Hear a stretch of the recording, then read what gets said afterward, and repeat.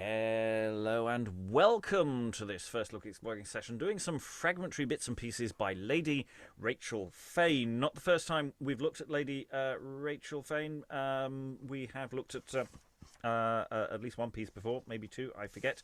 And we are now going to sort of work our way through some of the remaining bits and pieces, and they are very much bits and pieces, with this wonderful room of readers. We have Alan, we have Lynn, we have Kyle, we have Eric, and I'm your host, Robert.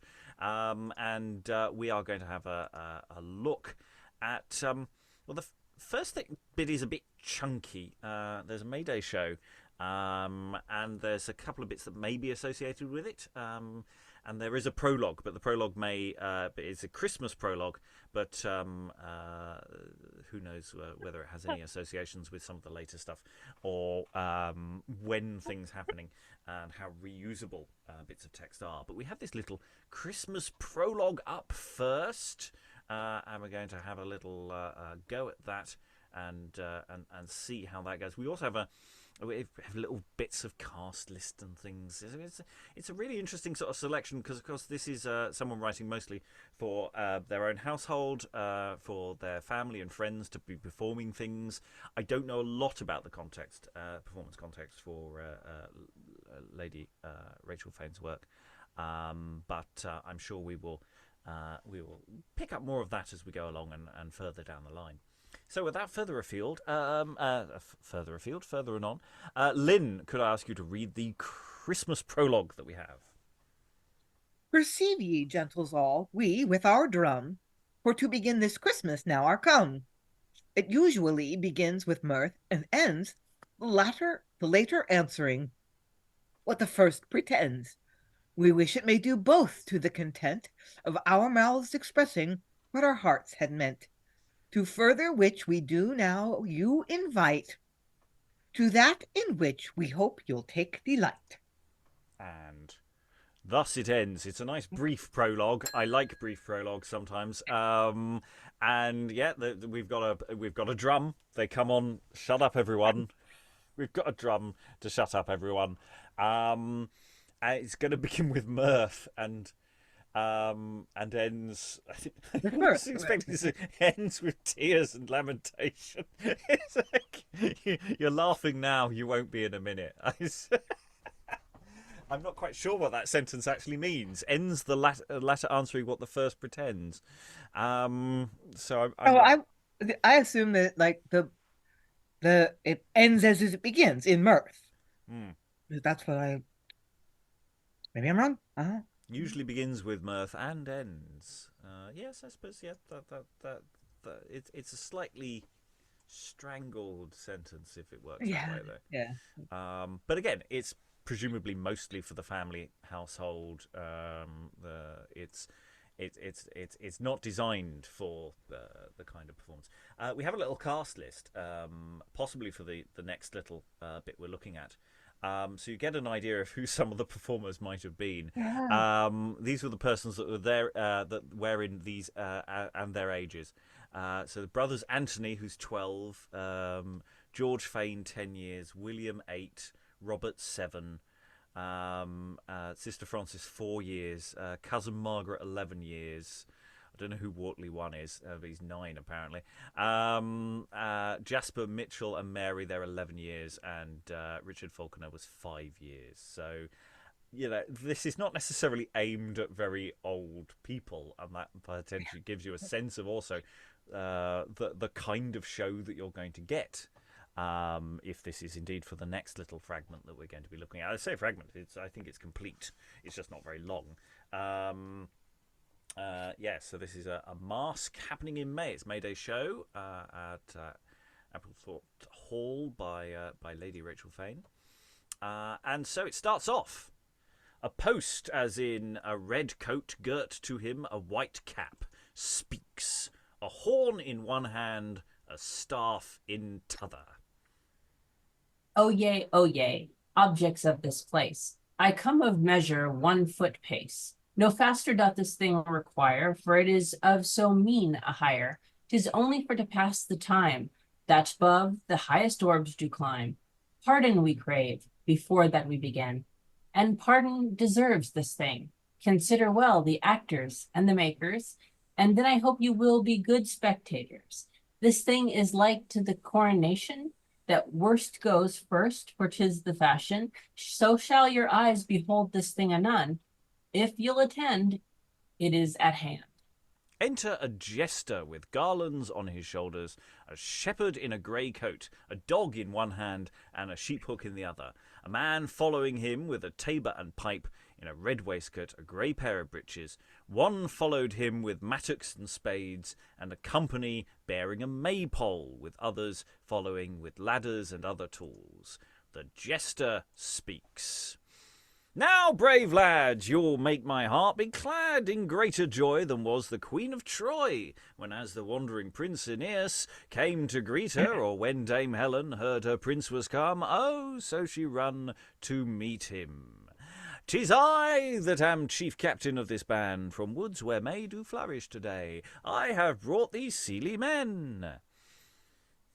Leave off these idle sports, and come in civility till the list be done. You'll tarry so long that in short space others will come and take our place. Since it is so, I'll come again and make an end of what is not yet begun. At which point they set up the maypole and dance a morris about it. I'll pause there. So it's not very regular verse. It's quite fun and sweet, and I can imagine a child of 10, or whatever, delivering it. I'm really taken by the thing is like to the coronation. I assume the coronation. The worst goes first, for 'tis the fashion, and that's I think the logic of any formal procession is that the lowest status starts first, and then the highest you work up the statuses. I think it's that way around. That sounds right. And then we get this jester who sort of cues up the entrance of the maypole, because May celebrations, maypole dancing. I'm sure the Puritans are all going, oh no, bad. But clearly that's not something that the Fanes care about. Any thoughts, Lynn? Yeah, if Rachel Fane were alive now, she'd drive a minivan and be the mom who wrote the text to the school play, sewed all the costumes. Of course, I just feel like she is at this point. Actually, I'm just because some of her siblings are quite young.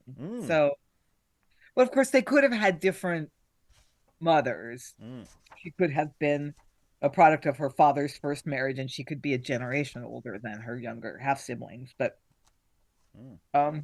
yeah, I just feel like I know her. She's the neighborhood busybody. She's the mom that does everything. Alan, then Kyle.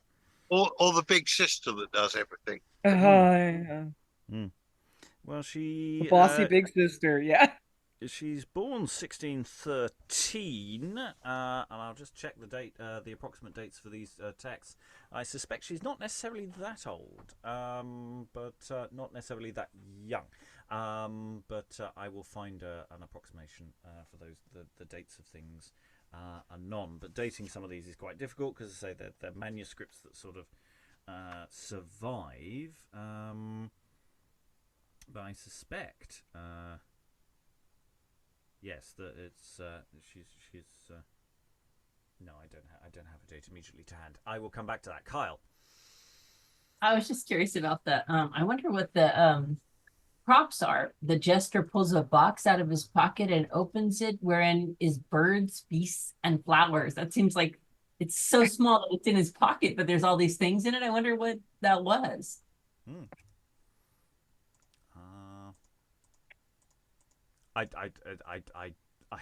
Who knows? Who knows? So 1627 is the date I've got here for this. So only about 14. Wow. If my maths is correct. So that may explain some of the style as well. The way it is written. And also maybe knowledge of how good the performers will be, or what they can achieve in terms of the text they can be given. Okay, let us indeed. Eric.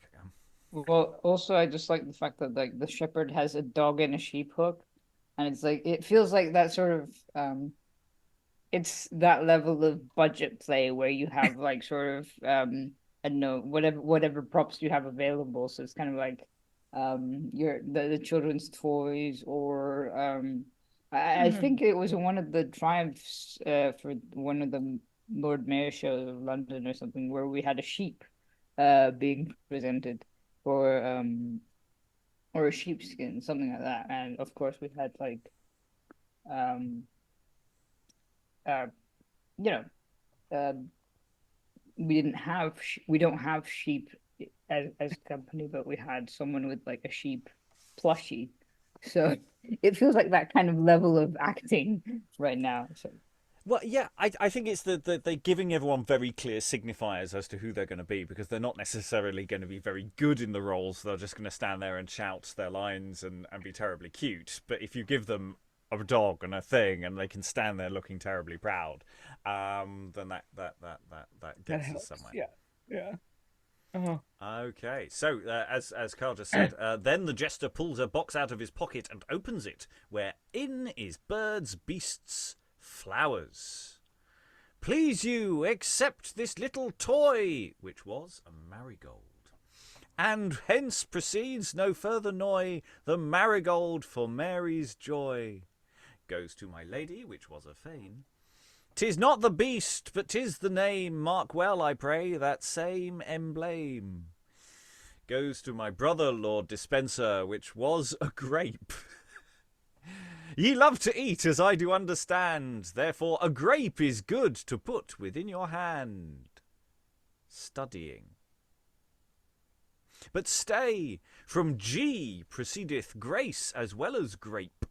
So do I think that at this time you have both grace in nature and in name. This true love heart here shows the same. Goes to my sister, Lady Dispenser, which was a mouse. Here's a shadow of what he did effect, but now 'tis newly decked, or else to be, when 'tis a fair day, that you to London chose your way, a box, forsooth, to clothes in fast your heart, that from the maker and from us it never after start. To her great belly. Male or female shows you whether, here's a gift to you if neither. Go. Somebody else read the stage directions. Alan, read the stage directions for me. It's silly, I'm talking to myself. Sorry, well, I missed the last line I was typing. Here's a gift to you if neither. Goes to my sister Elizabeth. Your garden's yet unfurnished, as I think. Come, therefore, now on you I will bestow a pot with flowers in it. Goes to my brother Francis, which... This thing is good for scholars and young men. I think 'tis good to give you one, then. I have a care lest you should study too much, therefore I turn the book the wrong side up. Goes to my Dame Edney, my lady, chief gentle.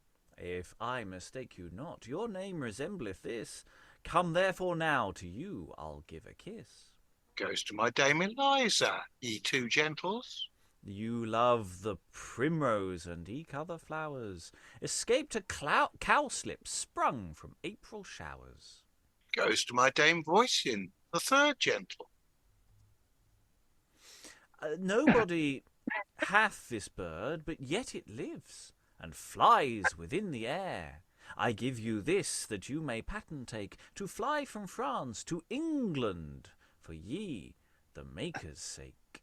The shepherd pulls him back by the shoulder and speaks. the sun is almost spent. I must be gone, or else I shall be shent. For when I come, my dame Iliad, with sticks and staves will meet me. My bones are sore since the other day. In that manner she did greet me. Pardon I crave for this my great offence, in showing myself so impudent. But simplicity may plead my cause full just, for in that same is all my trust.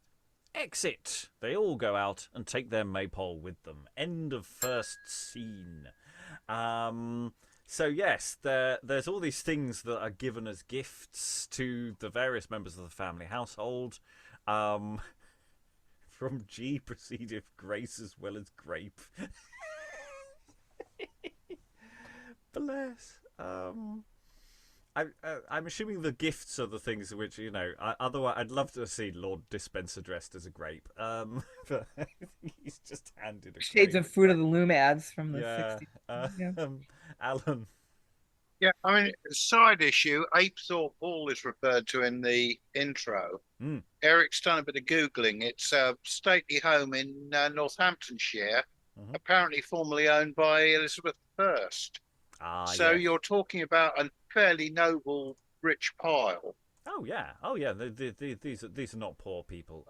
Though to be fair, if they've got it off Queen Elizabeth, it was probably falling apart. She didn't like spending money, and her house. On anything, this was yeah. big problem for her going on Progress because it sort of fell. Everything sort of fell apart because she couldn't go to her own houses. They were never in a decent enough nick to actually turn up in. Lynn. Yeah, so of course they must have been fairly well off because they had literate female children. Yeah, so the whole mom thing that I was envisioning is wrong. She's if our dates are approximately right, she's a teenager writing for her siblings. Yeah, it just sort of makes me a little wistful. Like, here's a young woman with some education and some substance, who might have had serious writing aspirations, but yeah, someone needs to write a play about Rachel Fane. Yeah. Well, form an orderly queue here. Messages in the comments if you want to join in on that. Kyle. Yeah, I was surprised she read the Iliad, and it was in there, references to that. I mean, I thought that would mark it a different play. Really interesting. And she's female, and there's females acting in it. I mean, it seems like there's some stuff of interest here. Oh yeah. So we have another scene. They've taken away the maypole. We've presumed a bit of a maypole dancing done. Everyone's been given presents. Isn't that lovely? Enter a nymph sent from Venus in a rich petticoat and a waistcoat and scarf, a garland of flowers on her head, with her hair about her, a perfuming pan in her hand. From a great goddess am I sent with this perfume of frankincense, for to prepare this place most blessed, where in a while she means to rest. Then she sets the perfuming pan down, and, standing by, enters another named Cupid, a god of love, with bow, arrows, and other things fitting his attire, thus speaking to Venus. Venus stands within and half without. Draw near, the hair is purged, this place is blessed. 'Tis fit for person, here should rest. Then he, taking Venus by the hand, conducts her to the beholders, with 2 nymphs more following her. The goddess Juno unto you gives wealth, Pallas likewise wisdom and strength. Ceres, corn and wine most plentiful can give you. Diane chaste to be what's this without me, when as this world was first begun, love 'twas created, 'tis yet not done. But friends, be all content, my mind is fully bent. You shall go free from my son's injury all the days that you do live, and when you die, your posterity, so long as mortals live. She danceth the canary. Enter Urania, dressed in good apparel, singing this song. You don't need to sing. Come hither, nymphs of the woods and weather, leave your streams for to come hither. Make haste, I say, have no delay. There's that's above the weather. A flower of May is sprung today, that like the flower of the sun, 'tis clout today in lively array, and then at night 'tis done. For she descends to ascend back again from the highest place whence she came.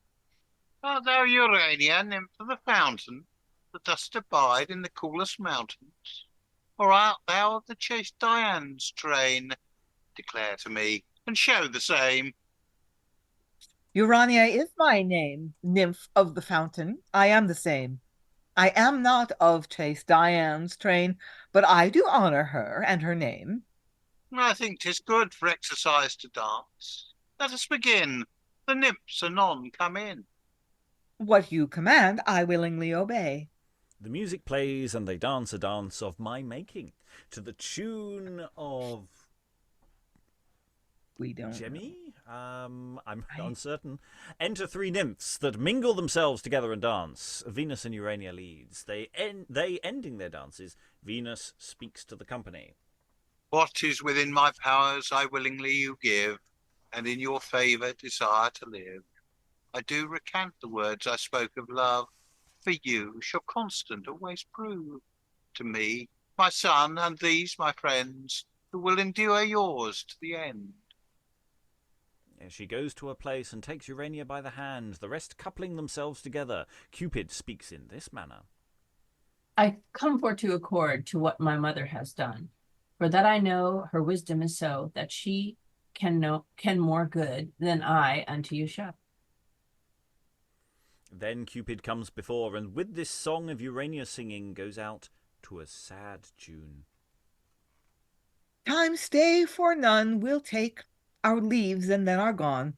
Adieu, friends, we'll go prepare for you a place most rare, where never human that did come would e'er desire to return. Nor do we think that you would, if in your power you could. This is the worst we think of you. We do desire the like from you.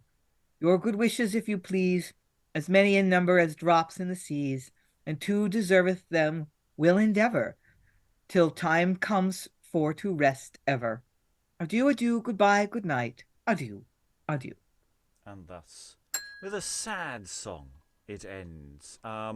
There's lots of interest. Danceth the Canary. She's writing her own songs as well, so she's not just writing the words. Or the dance of her making. So no, she's not writing the songs. Choreographing dances. She's a choreographer as well. But lots of dancing. And say we're assuming an outdoor setting because we have the maypole, etc. So it's a big fun thing. We got perfuming pan, so we have all the senses are being used here, and that's an interesting little thing. You get gifts, so it's interactive. It's a really interesting little show. Alan, They've obviously got quite a good dressing up box between them. I think that Yeah. I think there's a household. They can get lots of stuff. I'm sure that they are not short. Kyle. I had to sneak and look up the Canary Dance, and it was a Renaissance dance inspired in an indigenous dance and song of the Canary Islands. Ooh, Isn't that cool? I did not know that. Ooh. Me either. Oh well, that's something to look into. Is it any of it still extant? Do we know what any of it was? Do we still have the tune? I doubt we'd have the choreography, but we might have an idea what the choreography might be based on or what it looks like. It says that there is. It became popular all over Europe in the late 16th and 17th century. And it's mentioned in dance manuals from France and Italy, and is mentioned in sources from Spain and England, as well as included in plays by William Shakespeare. Who? Sorry. Sorry. Yeah. Good duck. No, I'm just gonna hit the bell a lot because I've misplaced my duck caller. So yeah, it's well, if it's that wide, I would be surprised if actually we don't have lots of sources for it from slightly different traditions. So that'll be useful. Any other things on that particular fragment before we move on to the next? Not fragment. Thing before we move on to the next one. I was also taken just by the stage direction of the earlier To Her Great Belly. So it's a very specific event in the sense that that someone is pregnant at the time, presumably there. So it's written presumably within that moment. And again, that speaks to personal biography for all of these. If that little cast list is associated with this particular performance, we've actually got a reasonably good idea who presumably these people were as well. Okay, we have another fragment coming up. We're going to look at, which is just generally called Shepherds and Shepherdesses, because it's got some shepherds and shepherdesses in it. I mean, people who label these things have all the fun. So in theory, it's got a cast of 5 people, but in practice, only 2 of them speak. We have a young shepherd and an old shepherd in this little fragment. So enter an old shepherd with 4, hand in hand, all of a row. 2 shepherds and 2 shepherdesses, attired in befitting habits. The old shepherd speaks thus. Now age is come and youth is done. I must be forced to leave all youthful sports, and to my stave here, as you see, betake, while these for me merry you make. Borrows my age. Wait, no. While these for me you merry make, borrows my aged head doth shake, making my hand and feet to quake. Winged time hath me so prevented, crossing my purpose here intended, making my eyes to sink, my chaps to fall. Were it not for this third leg, I should be forced to crawl. Although I cannot what I would, yet shall these show what once I could. Shepherds, begin a dance whereby you may delight this company. If you your pipe will please to take, and with that same some music make, for to perform what you command, we here are ready hand in hand. Then they begun to dance, and he played after their dance. The old shepherd speaks. I fear we troublesome have been, yet we desire for what ye have seen you would not be offended, but conceive 'twas done in mirth, and so we take our leave. They exit. If our dance wasn't very good and it was really tedious, we're really sorry. Please don't kill us. She made us do it. No, yeah. We've heard that epilogue so many times in different forms. Oh, there's something really sad about this, actually. I found out this old shepherd comes on. I can't dance anymore. They're going to dance for me. Can't do what I used to do. Yeah. No, but I'll play the music, and you can dance to it, and that's. Well, I think it's also that like an element of maybe the person who was actually playing the shepherd, because I think like the oldest one was probably like 11 or something. Or Well, it could be one of the older members of the family. Yeah. We don't know. I mean, we've no idea whether this is performed at anything like the same time the other one was. Oh, yeah, true. Or designed or written. I mean, may never been performed. In Yeah. that sense. It's just that it makes me think that maybe there was an injury that this kind of for like they were actually planning to have a dance, but then it's like, well, we can't do that because this person is injured. Therefore, that person will sit in the corner and speechify. Mm. So I'd say that it could be part of another show. It could be part of the earlier show. It wouldn't be completely out of place, but it is a unattached and contextless. That's all we've got. But interesting. Again, this focus on dance, providing a context for dance, that the younger people are dancing, and then either a young person with a beard and dressed up doing that. From one short piece to another short piece. A piece called Lady Temperance, because it's got Lady Temperance in it. Again, the people who come up with these titles, they're really working hard. So creative. Yeah, they're really, really good stuff. So, Lady Temperance, there's a gentlewoman with her.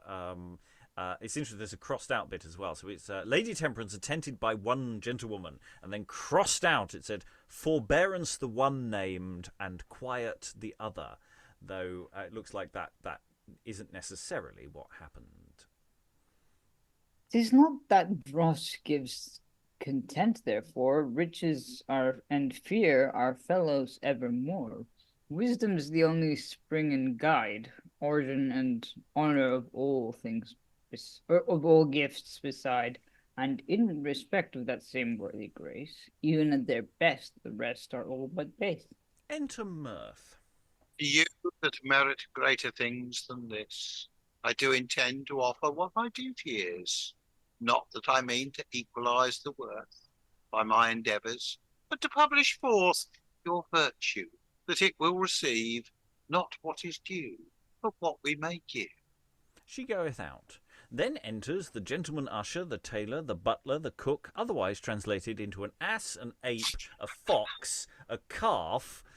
When all the speeches are done, Mirth shall play while the rest dance an antic dance. And okay, there could be a problem with that sort of logic, isn't it? Let's make the servants dress up as animals as part of this little show. Are they willing participants in this? It's one thing to get your brothers and sisters to dress up and hand people grapes. It's another to make your servants dress up as an ape and an ass. That might be speaking to privilege in a different way. It's still sort of cute in a way. I'm sure it was terribly endearing and fine, and they didn't have a problem with it, but maybe not. Thoughts? Anyone got anything for this one? It's not very long. It's very difficult to discuss these because there is so little data. Because again, we don't know what this is for or how it functions. Eric, it feels a bit like like in one of the previous ones. I think it was one of the first one where the shepherd appears. The kind of like, well, poor people have a lot of fun, don't they? Except like the playwright doesn't really know enough about poverty to actually write in a regional accent or anything. It's just like, yes, I will write this because of course poor people, this is how poor people speak, of course, and it just kind of doesn't really match up with the reality of the thing. But I mean, if they're having fun, right? Yeah, and again, it's a setup for a dance. That's basically what it is. It does feel like a Christmas show, isn't it? At the end of the, we've got a dance for you. Someone does an introduction, and then they do the dance. She's very keen on the choreography, and maybe that's something that she's really interested in. That interests me, which would be something they would do. Okay, we have just about time to do the wishing chair, or what is called the wishing chair. I suspect it's just called the wishing chair by editors again. A plot. Enter 4 disguised. The first that speaks wishes for winter. A chair is brought in by Puck, dressed in ivy and a white wand. Whosoever sits here, whatever his wish be, the god it grant. I ask it on my knee. Then he sits down himself and wishes for Boreas, who presently enters all in moss and ivy. He sits in a chair, and his lord brought him by 2, dressed in like manner. Then the wisher riseth up, and entertaineth his wished-for lord with joy. And meanwhile another steals into the chair, and wishes for spring, who presently comes in. Then a third gets the chair and wishes for summer yet, with a flash of lightning before her comes in many with lights about her. Then the fourth desires autumn, which is presently brought in by 2 in a chair. The 4 wishers dance and then stand behind the season's chairs. Then enters a mask of 7 dancing. The dancing being ended, the 7th speaker to the company for pardon the speech ended, the knight comes and sings them all away. The dancers are shepherdesses. That's sort of more like an outline for what we're about to get.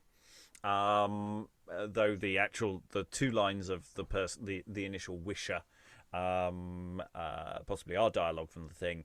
But when it says a plot, it does sound like that is the outline for the show, which is we're doing the seasons. Isn't that lovely?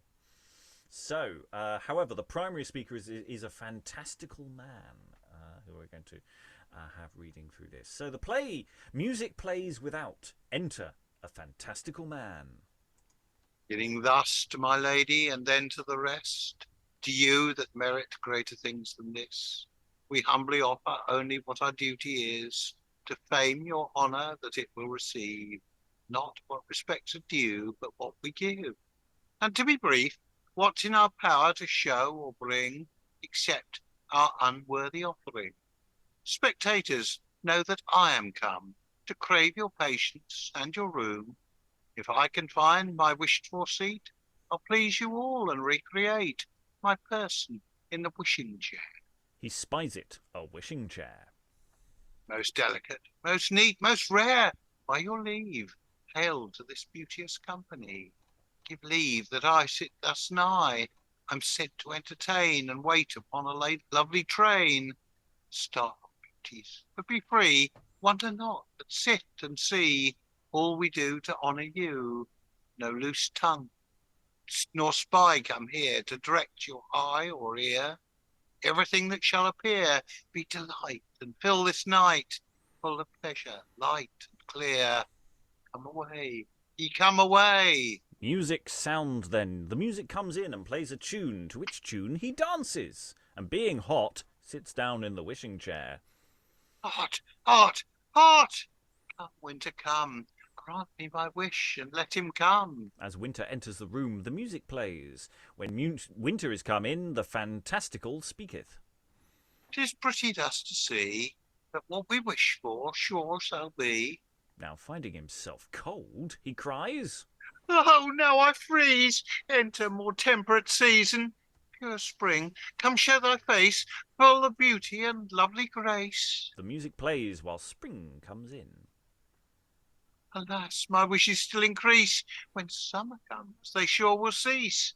But I can find no bottom in my wishing mind. Then summer enters and the music plays.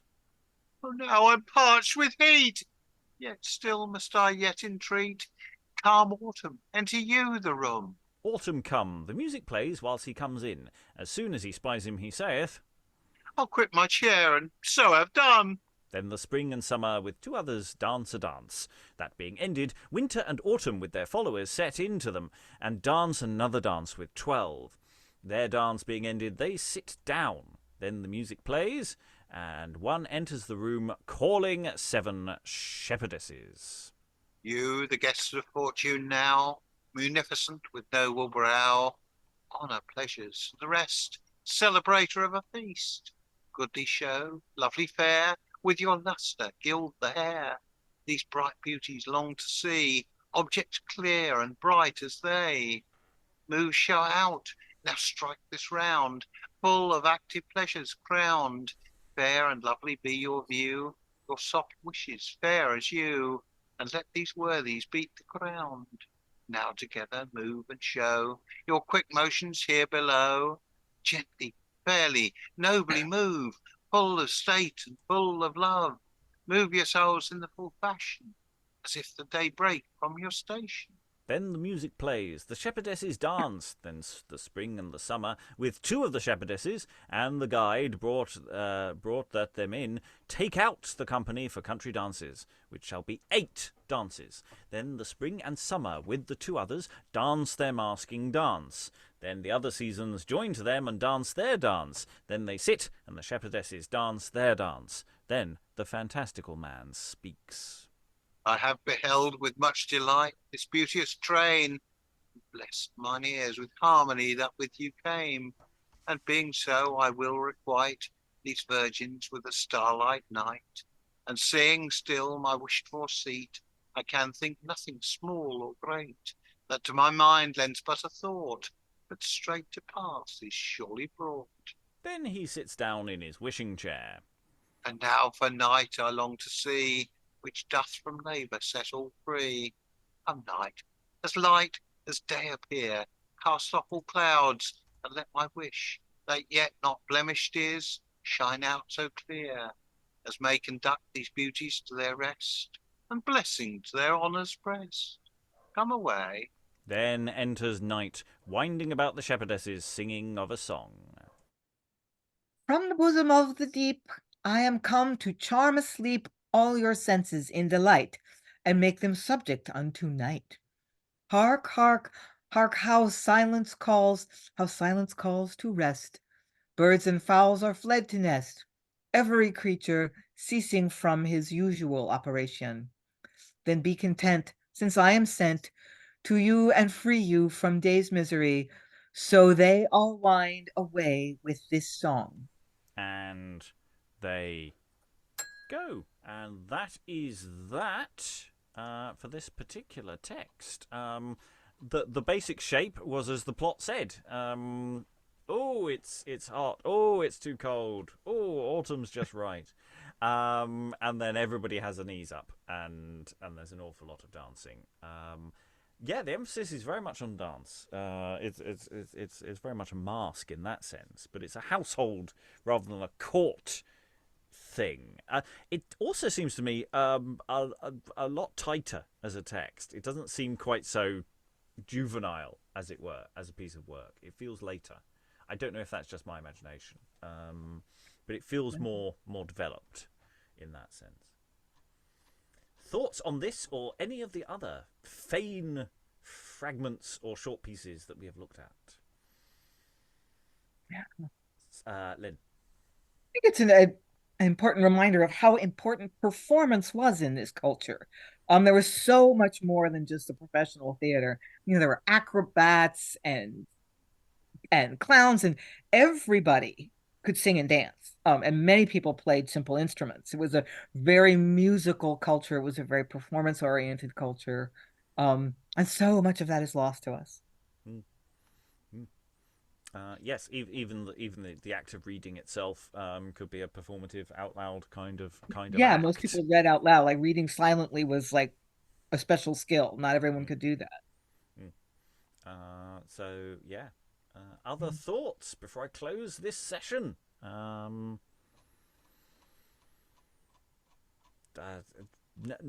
any more for Lady Rachel Fane at this. Alan. Yeah, I think the play that Lynn volunteered earlier to write about her life story sounds like an interesting project as a framing device to pull these fragments into some sort of overarching concept. Yeah, I mean that is the thing, isn't it? Is that there is no context with which to perform this anymore. It's they're mostly family shows. It's performed by the family for the household and maybe guests. It's sort of weird to try and present that in its own right without doing something around it as a framing device, because they're not desperately long. So you could do a whole play about them setting up one of these shows, and you could do something with the family and demonstrate the family, and that would be a really interesting thing that people might be interested in, especially if we find out more about her and her family, so that we can actually sort of develop the educational side of it as well. I'm sure there may be interesting stuff. She lived quite a long time. It makes it till the 1680s, so it's not like she's about for a while, and I'm sure she has an interesting life on some level. Eric wasn't the person who waved at me. Kyle was. Yes, Kyle. I was just looking at the Canary Dance a little bit more, and I thought it was interesting that it's like a really violent jumping around and landing, and these are girls on the stage and kids, and it just sounded pretty neat that all the stuff that's going on. It could be very interesting, I think, in terms of scholarship. All this. Right. Any more? Alan? Yeah, well, and that would tie in because the Morris dance is fairly physical if done properly. Yes, very aggressive downward action. If done properly. It should really take your knees out. It's really what it's designed to do. So, this whole thing. Oh, look at the people with the handkerchiefs and the bells. No, it's an incredibly aggressive dance.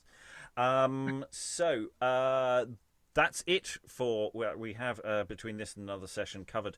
The dramatic or the performative material pretty much in its entirety. I will just close with a little character sketch, an idea almost that was had. A character of the court's laughing stock. This man, coming new out of the university, gathers up his fashions out of every tathon, and what he hears in that kind practiseth strictly, secretly, extolling his own wit for taking such good notice, and his memory. So whether that's a character sketch or an idea for a character for a play or just a commentary, we don't know. It's 4 lines of random text, and I'm sure there's probably more of this out there and more context that we can gather, which we will do further down the line. All that remains for this moment is to thank all the wonderful readers for all their wonderful reading. Thank you very much, everyone, and goodbye. Ye love to eat, as I do understand, therefore a grape is good to put within your hand.